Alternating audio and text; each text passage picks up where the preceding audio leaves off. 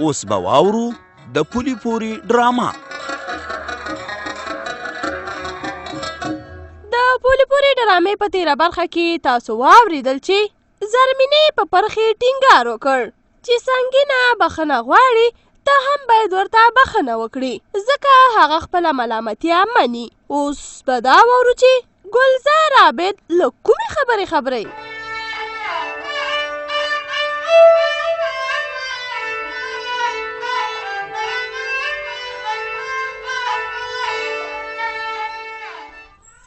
عبیده و عبیده تا ته ویمه څه وی ګلزاره ولاړې مه راځه.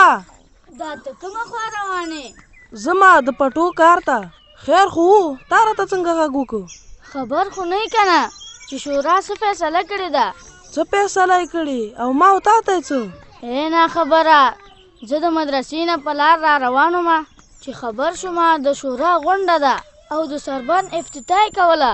بس ورتاو شومه او خبرو ته مې غوږ ونیو چې یو وخت کې نقشه راویستله چې دې نقشه کې څومره ځمکه ده دا ټوله به خلکو ته په اجاره ورکول کېږي.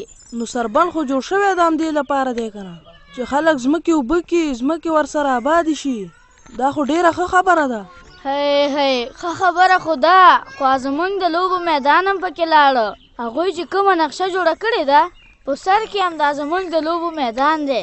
ښه نو اوس به څه کوو؟ نو څه به کوو، دا ځای باید پرې نه دو. مشرانو سره خو زموږ غم نشته دی چې د لوبو میدان راته راوګرځئ. دا کار به موږ په خپله کوو. زه به شم، ته به شې، د کلي نور ماشومان به هم ځان سره کړو او د خپل ځان غم به وکړو. دا میدان موږ څه په سختۍ جوړ کړی دی او اوس به شورا خلکو ته په اجاره ورکوي. داسې ورسره کله منو. بس سمه ده چې څنګه ستا خوښه هماسې زما هم خوښه ده. ګلزاره ځه ته هم د کلي ماشومان را خبر کا او زه به هم د کلي ماشومان را خبر کړم چې ټول سره یوځای شو او د لوبو د میدان غم وخورو.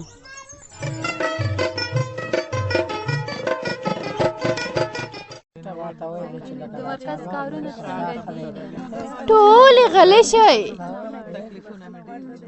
آفرین دغه شان. ښه زموږ د مرکز ټولې ښځې حاضرې دي او د مدرسې جنکې هم راغلي دي. نو که ستاسو خوښه یي دا خپله خبره به رامخې ته کړو. ښه به شي زرمینې، ډېره به ښه شي. خبره دا وه چې دا څو ورځې په پرخې پسې څه اوازه خوره وه چې موږ هم پې خفه وو، پرخه هم پې خفه وه او نور ټول، خو د پرخې کورنۍ د ټولو نه زیاته خفه وه. و نو زرمینې چې په چا تهمت پورې سي خامخا خوابدي کېږي. نو اوس د خدای خبره په خیر تمامه کړي. په خیر به تمامه شي. دا چې دا اوازه دروغه که رښتیا سنګینه به یې ووایي. سنګینې خدای دې وبخه، خبره وکړه. د مرکز ښځو ټولې واورئ، په پرخه کې داسې کومه بدي نه وه. کومه اوازه چې ما خوره کړې وه هغه دروغ وه. پرخه نه چا سره جوړه ده او نه پکې کومه بده خبره شته. نو سنګینې ترور چې پرخه کې دا کارونه نه وه، تا ورباندې ولې تهمت تړه؟ د څه مقصد لپاره؟ مقصد خو مې دا و چې پرخه زما د زوی خوښه وه. زما زوی ته یې را نه کړله. نو ما ویل چې زما د زوی نشي نو د بل چا به هم نشي. خبرې مه کوئ چې سنګینه ترور خپلې خبرې وکړي. ښه سنګینې ترور نور بس نور به زه څه ووایم؟ زه په خپلو خبرو باندې ډېره پښیمانه یم. تاسو نه هم بښنه غواړم او پرخې نه هم. خو سنګینې دا دې ونه ویلې چې تا دا خپله خبره بیرته ولې واخیسته؟ شیرینې نو تا ته خو معلومات دی که نه چې د تور تړلو سزا څه شی دی؟ نه ما ته معلومات نشته. ما په دې خبرو کې مه راچوه لکه چې سزا نه ډار شوې. بس چې هر څه دي سنګینې ترور بخښنه وغوښته او تاسې ته هم دا معلومه شوه چې پرخه بې ګناه ده. خو چې پرخه ورته بخښنه کوي که نه؟ پرخې ته چی وایې؟ د دوی د لاسه خو ته ډېره وکړې دی. صبرو ترور چې خپله ملامتیا او ګناه یې ومنله نو زه یې د خدای د رضا دپاره معاف کوم، خو یو شرط ورته ږدم. پرخې چې معاف کوې نو بیا شرطونو ته کوم حاجت شته دی بخملې ترور. که مې شرط ونه مني نو بیا یې نه معاف کوم. نو د تا کوم شرط ده؟ سنګینې غوږ څه ورته؟ غوږ یم ورته. شرط مې دا دی ته مشره یې دا خبرې خوند نه کوي چې زه تا ته نصیحت وکړم خو دا واده را سره وکړه چې بل چا پسې به بیا داسې تور نه تړې. زما توبه د 1000 ځلې توبه، بیا به زه داسې نه کومه. ژوندی اوسې سنګینې ترور، کاش چې په دې هکله تا مخکې فکر کړی و څومره به ښه و. اوس هم څه تلي راغلي نه دي د سنګینې ترور کور ودان چې بخښنې غوښتلو ته یې زړه وکړه. دا یو ډېر لوی کار دی. سپوږمۍ رښتیا وایي، هغه هوښیاران وایي چې ماهي هر وخت له اوبو راوځي نو تازه یي. خیر دی که دا څو ورځې په سخته کې تېرې شوې نو اوس خو ټولو ته معلومه شوه چې پرخه بې ګناه ده. او آفرین شه په پرخې او په مور پلارې چې دوی ورته بخښنه وکړله. رښتیا دې وویلو دام غاټ زړه غواړي دومره زیاتی چې پرخې سره شوې که بل چا سره شوې وې نو خدای خبر شه که بخښنه یې کړې وه. آفرین سه او په پرخې سه.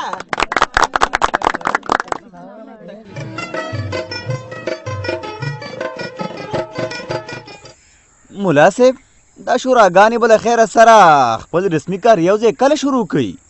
تا خو ویل چې د یو ځای کېدو خبره خلاصه شوه، د کنډو کلي شورا منلې او مشرانو هم.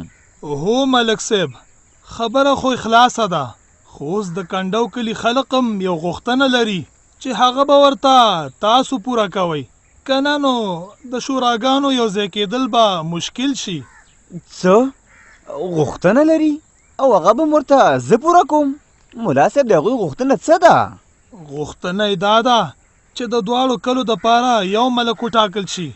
ښه یعنې ملک غني دې دواړو کلو ملک شي؟ نه ملک غني نه دی خوښ، ځکه د هغه نه خو ټول ناراضه دي. بی نو خوښه په چا راغلې ده؟ خوښه یې په تاسو راغلې ده، وایي چې ملک بهادر دې زموږ د کلي ملک شي. نو اوس باید دا مسؤلیت تاسو واخلئ، ځکه چې د هغوی په وینا ملک غني ډېر نااهله دی، ډېرې قصې دي پکې. ملا صاحب نو په کنډو کلي کې خو یوازې ملک غني نه دی که نه، نور د کار خلک هم شته.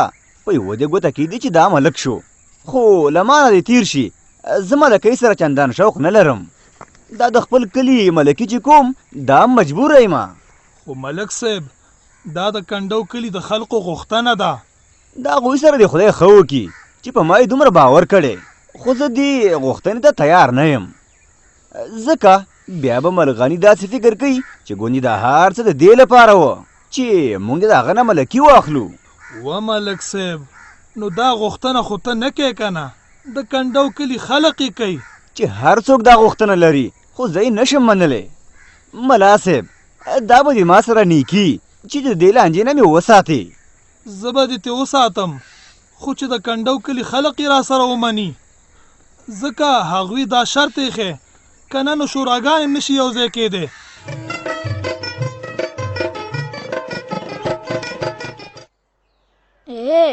ټول ښه غوږ کېدی، هغه دی تازه ګل استاد را روان دی چې راورسېده ټول به ورته مخې ته ودرېږو او د خپل حق غوښتنه به وکړو. خو هسې نه چې تازه ګل استاد خفه شي. ولې به خفه کېږي؟ هغه موږ ته ویلي دي چې تاسو به خپل حق غواړئ.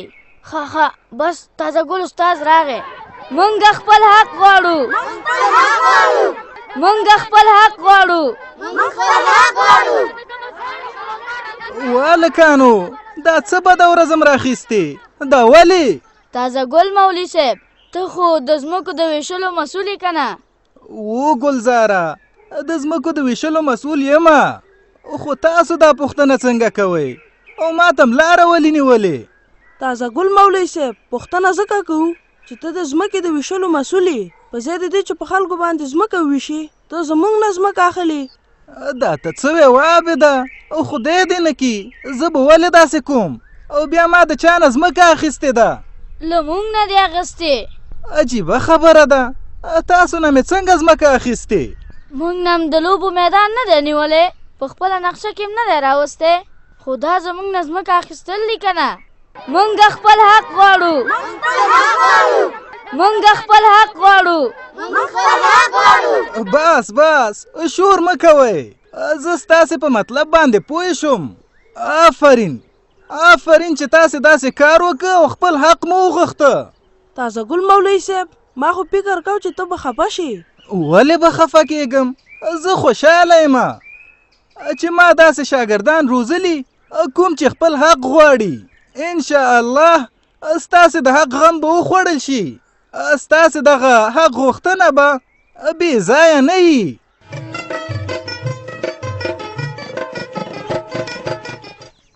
سنګینې تا څه وکړل؟ هغه د منګیز مرکز ته ورغلی وي او که نه؟ هو ورغلی ومه. څنګه داسې په نزړه تا لکه چې هغه د خبرې سپیناوی هم نه دی کړی او د پرخې نه دې بخښنه هم نه ده غوښتې؟ دواړه کارونه مې وکړ. خلکو ته مې سپیناوی هم وکړو او د پرخې نه مې بخښنه هم وغوښته. پرخې راته بخښنه وکړه. شکر دی خدایه چې د دې لانجې نه خو خلاص شو. وګوره چې د پرخې خبره پکې راله نو شکرونه وباسي او ما چې د ټول کلي په مخ کې بخښنه وغوښته دا یې سم نه و. سنګینې ته خو د انعام لایقه یې. تا چې کوم کار وکړ په رښتیا هم چې دا غاټ کار دی چې یو څوک دې راپورته شي او د خپلې ګناه ملامتیا هم دې ومني او بیا دې د بل چا نه بخښنه مو غواړي. هغه هم د ټول کلي د ښځو په مخ کې. اوس دې ډېر خوشحاله کړم. خو هسې سنګینې اوس خو دې له خیره توبه مو ویسته. دا خبره در سره هسې یادومه که خدای مکه دغسې تور ستا په لور چا لګولی وی نو ته څه وی ژوند به یې سخت نه و؟ خامخا سخت خو به و. خدای مې د لور د تهمت نه وساتي. آمین ځکه چې هغه ستا لور ده. دغه شان پرخم د یو چا لور ده. خپله کورنۍ به پې خفه شوي. اول د زړور د لاسه وځورېدل او بیا ستا د لاسه. خو هغه تکړه جلی وه چې خپل همت یې بیا نه لود. زنو ته څه د هغې جنۍ صفتونه راته کې؟ خو بخښنه وه ورنه مې وغوښته. آفرین ښه دې وکړه. سنګینې دا کلم په فکر کې را نه وړي چې تا د خلکو په مخ کې بخښنه وغوښته او خدای مکه ستا عزت کم شو. دې سره ستا عزت زیاتیږي. خو یو کار وکړه. بیا څه وکم؟ چا پسې لاړ شم بیا بخښنه وغواړم؟ بیا چا پسې مزه ځان سره وعده وکړه چې خدایه دا توبه مې قبوله کړي او بیا به زه داسې کار نه کوم. ځکه د توبې مطلب هم دا دی چې بیا به بنده هغه ګناه نه کوي.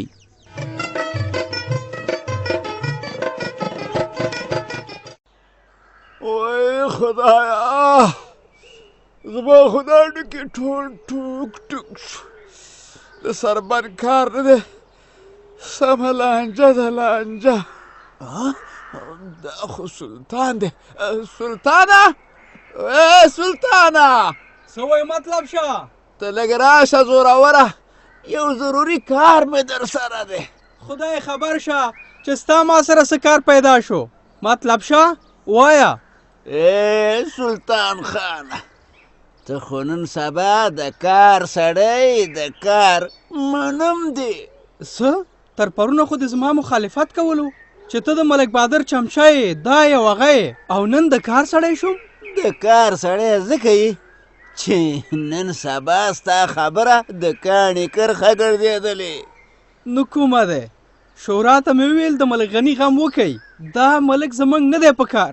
هغوی هغه ورځ یاده کړه چې ملک به راغواړي خو خبره بیرته په خپل ځای پاتې شوه.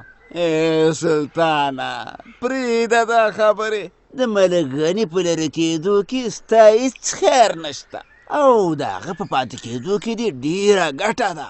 دا اوس به داسې وکړي چې ما سره به لاړ شي د ملک غني ځای ته. د ملک غني ځای ته؟ هلته څه بلا غواړم؟ هی نو هلته مې ستا خبره کړې ده چې ملک صاحب سلطان خان به راځي. راځه چې ځو. شنه شنه بنډلونه به درته په جیب کې کېږي. مطلب شه خوشي که زما لاس. سلطان خانه ولې نه ځې راسره؟ نه نه ځم در سره. زما پیسې میسې نه دي په کار. ملک غني به لرې کېږي. زه د خپلې خبرې نه هېڅ نه ګرځېږم. داسې خاین او غاصب ملک زموږ نه دی په کار.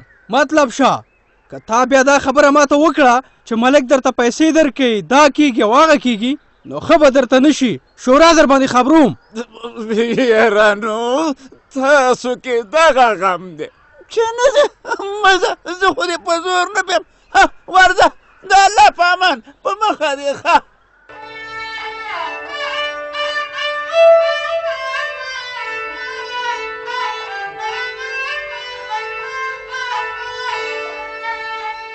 دا وه د پولې پورې ډرامه چې تاسې واورېده په دې هیله چې ستاسې د خوښۍ وړ به ګرځېدلې وي په ډرامه کې مو واورېدل چې سنګینې پښیمانتیا ښکاره کړه او هغه تورې چې په پرخې لګولی و د هغې سپیناوی یې وکړ که چېرته یو مجرم د سنګینې په څېر پښیمانه شي نو له هغه سره بیا رویه کول څنګه پکار وي په دې هکله به تفصیلي راپور د پولې پورې په پروګرام کې واورئ که غواړئ چې له موږ سره خپل نظر یا وړاندیز شریک کړئ په دې شمیرو را سره اړیکې ونیسئ 0 2 3 30 50 0 2 6 3 30